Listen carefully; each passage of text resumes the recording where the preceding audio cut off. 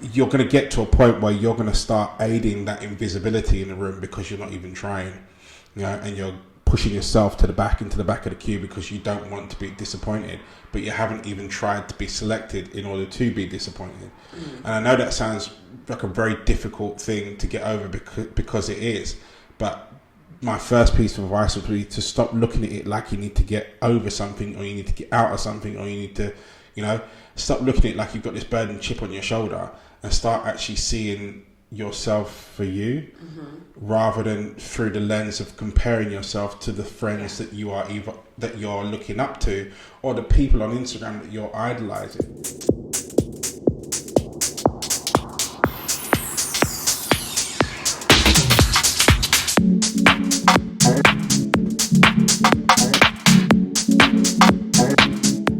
Good morning, good evening, good afternoon, whatever it is, wherever you are. Welcome back to the Couple School Podcast. I'm joined, as always, by the lady of self-love herself, Charmaine Lawrence. Hi guys, how you doing? I'm going to do my curtsy.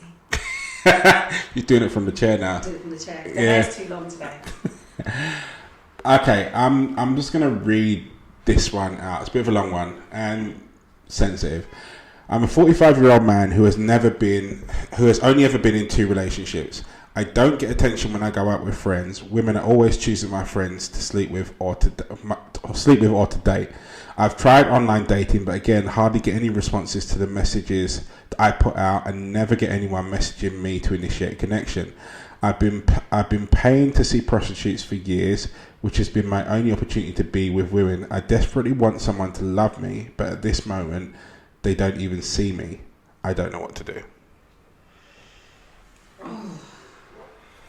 That's a big one. That is there's so many different things that I want to break down. Okay. Firstly, you have been in 2 relationships, and I don't think that's not that many. I've only had 2 relationships. I'm 32. Yeah, but I suppose I get the inkling from this one. Those relationships weren't very long, or weren't very fulfilling, whichever one of the 2 that is. I think it's an interesting scenario because I watched a clip from Andrew Tate a little while ago. Not that I'm a fan, but some of these things that he does say, some of the things he says do ring true. And he talked about, that women will never know what it's like to really be lonely, because you'll always have an option. No matter what the woman looks like, or whatever age or phase or stage she is in her life, there's always someone that wants to sleep with her. So therefore, you're going to get some sort of recognition, affirmation, what have you, from that. Albeit, I'm not saying that you're paying attention to every type of attention, to all the attention that comes your way, but you've got something in your inbox, you've got something in your tank, whether that be the guy that winks at you, or the guy that gives you a coffee for free, or what have you. There's always going to be some way that a guy is going to be knocking the door, is going to make a woman reinfect a woman. That woman's like, right, okay, well, I'm all right. In a guy's world, however, there are guys out there that get nothing. There are guys out there that get no attention, that are literally invisible, and are experiencing a level of loneliness that I don't think a woman ever truly would understand. And also equally so, a guy that does get attention would ever understand. It's a very exclusive kind of club and world that someone could find themselves in. And I think that the guy that's written in here is well and truly within that club. I definitely think he is in that club. I would not, as you say, understand, but I do feel like I've listened to some of like the male relationship experts and stuff, and they kind of are talking about, and as we do with women, is putting your best foot forward. And I think, are you putting your best foot forward, or are you kind of comparing yourself? Because you can get to a place where you start comparing yourself to others. You're looking at, my friends are doing this, it must be because they're more attractive, or they're doing this because of this, or they're doing this because of that.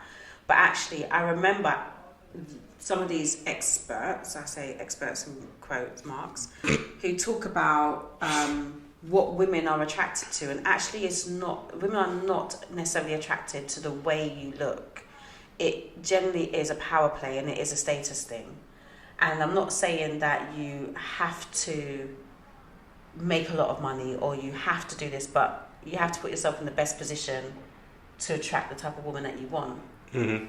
And I think women do that very well because it's very easy because we're women. Yeah. And do you get what I mean? And I think this is just a really difficult conversation to have because I haven't dealt with like any scenarios where a man has openly come to me with that scenario. Does that make sense? So for me, I don't want to sound really insensitive, but one of the things I want to say is that basically it's not really about your looks, it's about your status. That's what I want to say, whether that sounds really insensitive or not. But women, I think women will overlook attractiveness if you are in a place like have status or power play, like you're the CEO of a company, or you whether that's superficial or not, it does grab attention. It's the same as if a woman's attractive, will be like, oh, more men will be there, and she has more of a variety to sift through. Yeah, I think you're right. I think the bit that you need to focus on is the fact that women are attracted to confidence. Yeah. And I've seen some of the most visually challenging guys in the world walking around with absolute stunners simply because they walked up to them and asked them.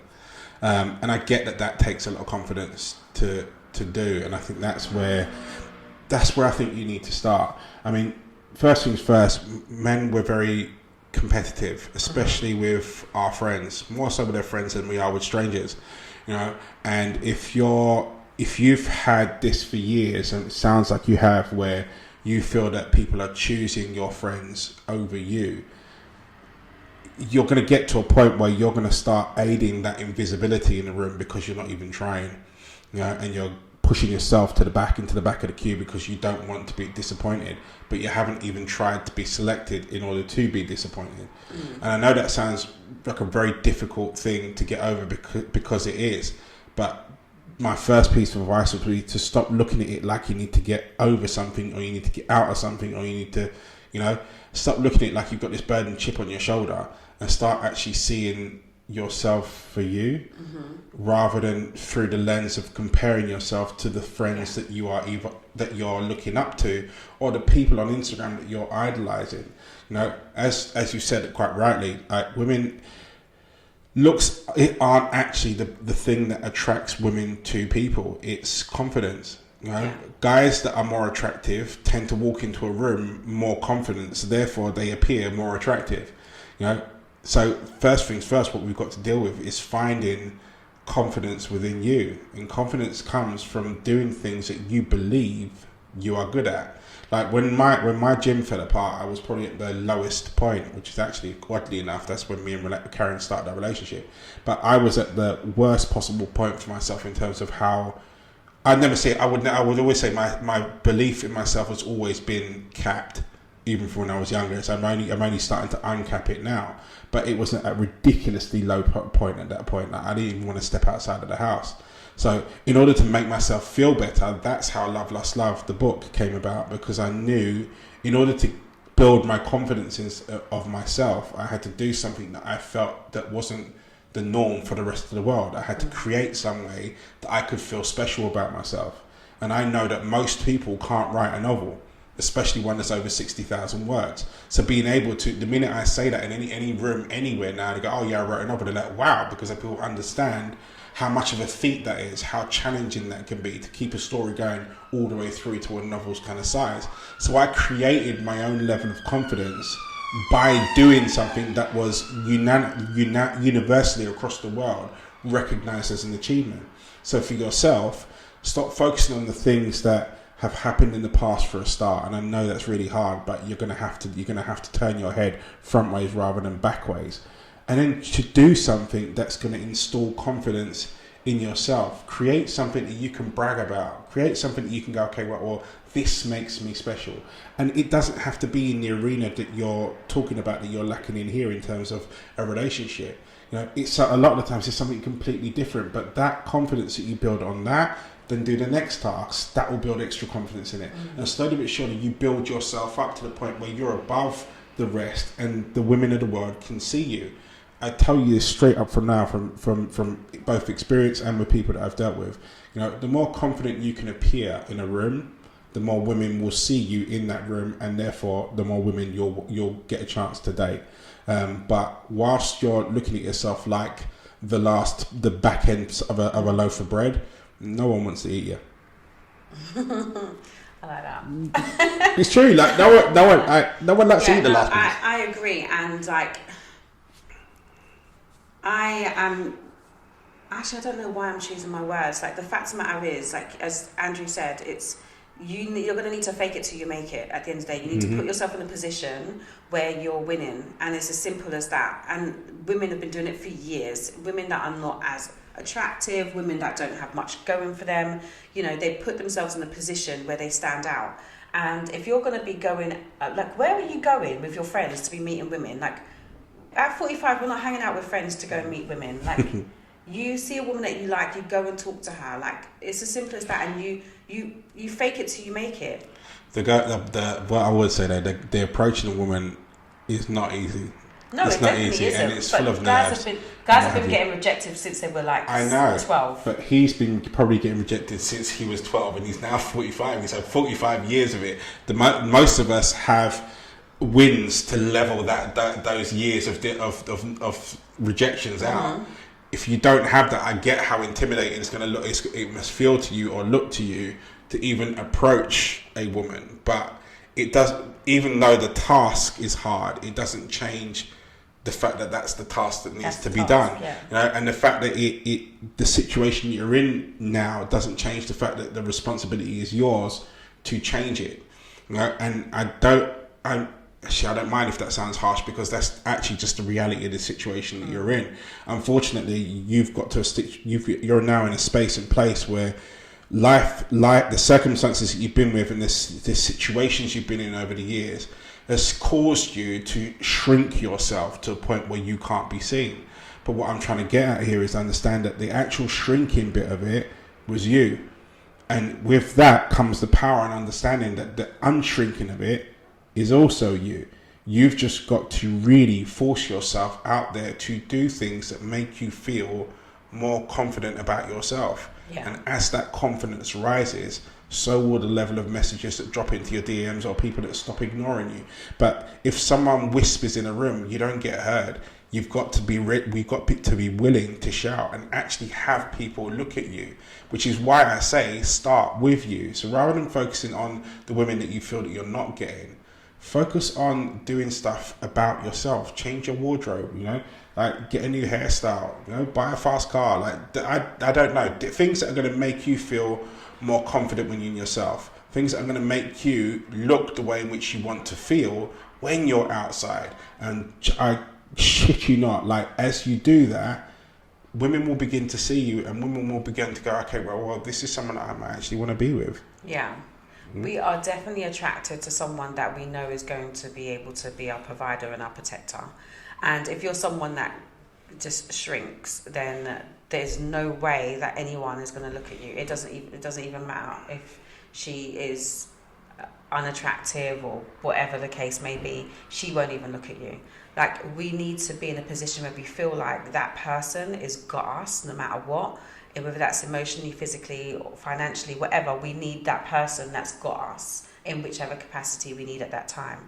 And if you are not in a position to do that for yourself, then you're not in a position to do that for us. I mean, that's literally the reality. So if whatever it is that you think you need, that's what you need to do. I mean, also the thing that I think to look at is to take a lesson out of a woman's book here. When women get to the end of breakups, they change stuff, you know, so they will change their hairstyle, they'll, you know, I don't know, change their wardrobe, they'll do various different bits and pieces in order to make themselves feel better about themselves, in order to get past the hurt, the pain and all the rest of it that's going on from the actual breakup themselves. You've got to do the same thing, but you've got to break up with the old version of you, and to allow the new version of you to evolve, which means you're going to have to change, get a new haircut, get a new car, just do new stuff that gives you new confidence and new experiences, you know, and will help you pull you out of the dark space that you're in right here, where you're calling yourself a loser. I like that you said that, because I think sometimes men think, oh, you know, women are attracted to the material things and, oh, you've got a new car or you've got a sexy body or blah, blah, blah. But actually, it's not the material things that they're necessarily attracted to. It's the fact that with those things that you have, you are this masculine man and this confident man that makes a woman feel like, gosh, he's gonna really look after me, and he's gonna like, he's gonna provide for me, he's gonna protect me. Like, it's that feeling of he's got me. And when a woman feels that way, like, there is guys out here that have actually got no money, are broke, but they're still able to get women like that because they literally ooze that confidence. Like, I learned that lesson. Do you remember Soundbar back in the day? Leicester Square. No. Okay, well. That's a good girl, stayed home. Whatever. So, Soundbar Leicester Square, we used to get it quite regularly. And I met this, and I'm going to try and describe him accurately. So, I met this guy that was darker than the tarmac.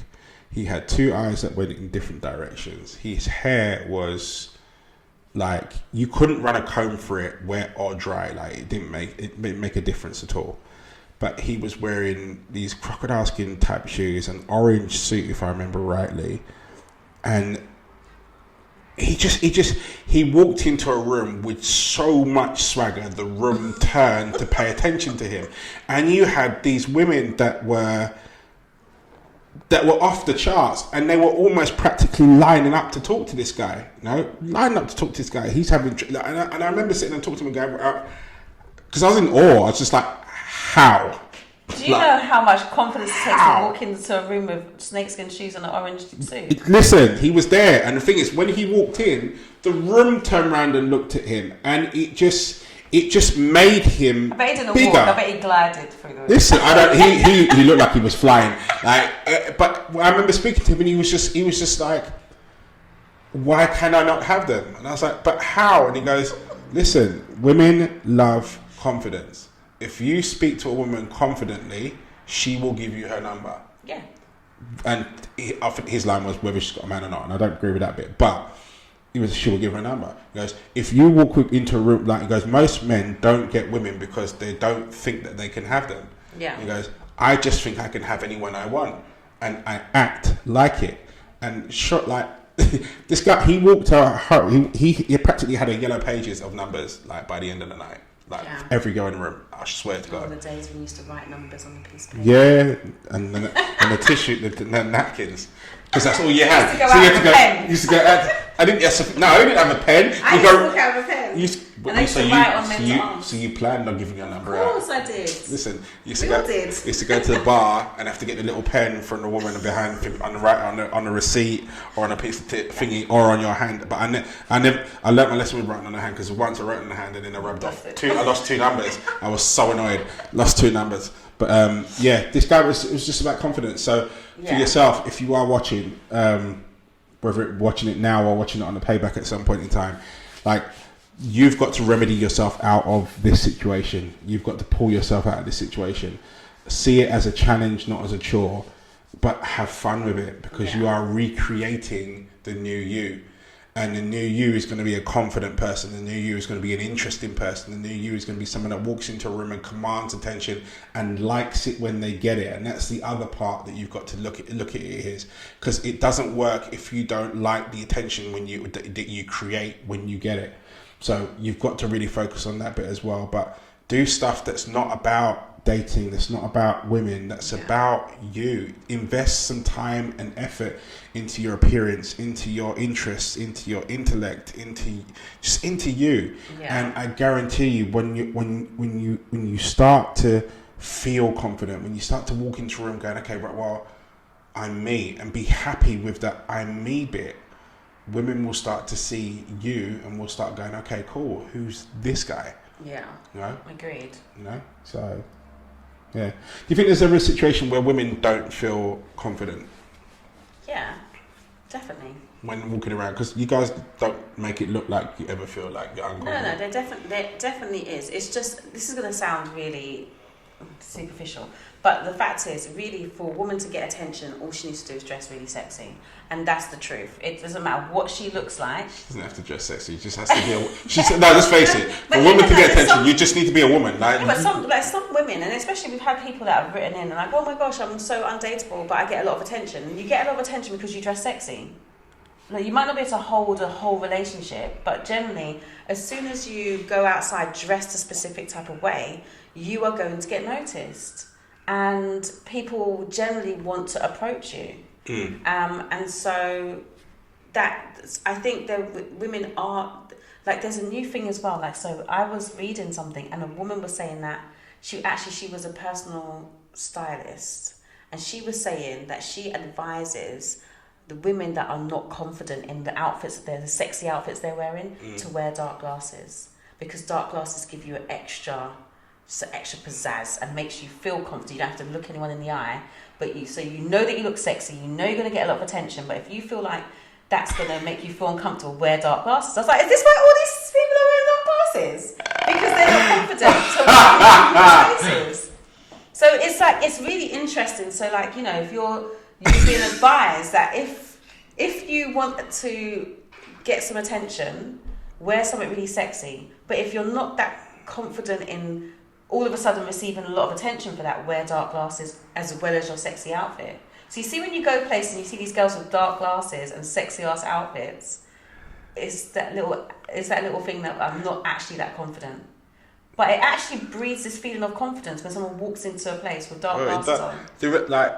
You're thinking, rah, look at this. I am, but the reason why I'm sort of stunned into silence here is the epiphanal moment of going, right, well, it's actually the remedies are universal, because the amount of guys that I see that walk into clubs with dark glasses on, and most of the guys looking at them thinking, prick, well, you like wearing dark, I use sunglasses indoors, but it gives them that superstar, I'm a celebrity kind of exactly look and feel, and it's an extra bounce in the step. And I'm not gonna lie, those guys usually the ones that walk out the door with the best looking girls in the room. And you haven't even seen their face. Got these big glasses on. Yeah. But yeah, I do think that women are generally, I think women sometimes they just hide it better than men. Yeah. Even when they pick up loads of girls go into a club and they pick up loads of men, a lot of them are very insecure. Like, I don't think just because a female gets lots of attention, that means that she's confident.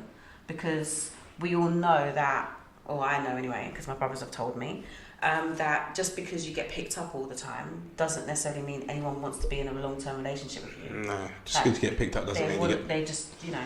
Doesn't mean you don't get put back on the shelf. Yeah. Sorry, one other thing before I forget, for our gentleman that walked in, muscles are always considered sexy, and the strength breeds confidence. So go to the gym.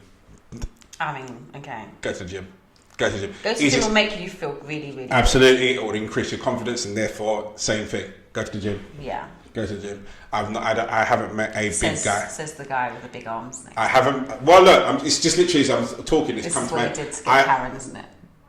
Yeah, and I'm gonna like back in the day, I used to be in clubs, and it was guaranteed. It was almost almost guaranteed every time we went into a thingy to go. I used to choose my, you know, when you go approaching the bar to go and buy your drink. Yeah.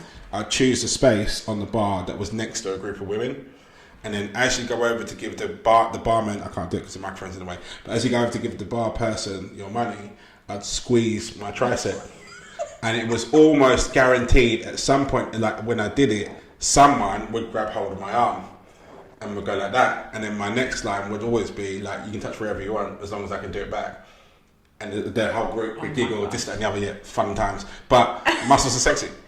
Yes, yeah. I mean, I think I would always spot those types of guys that basically get a lot of attention, and I would always not give them attention, which is why I then got attention. So the funny games you play. The funny games you play. Funny games you play. I don't like to be one of the crowd running around. So but that's what makes you a target. Yeah, that's what makes you a target. If all these girls are finding this particular guy attractive, I will talk to his friend. And that's what makes you a target. Anyway, The reason why I brought it up is just literally as ways in which reiterate my point of you investing in you to increase your confidence and therefore increase your attraction levels to ladies outside and actually get you seen. Also, on top of that, the bigger you get, the more like I walk into a room and people notice I'm there. Not necessarily because I am who I am, but just literally because I'm usually bigger than most of the guys in the room. So it works, but it will make you. Don't assume that girls don't find you attractive.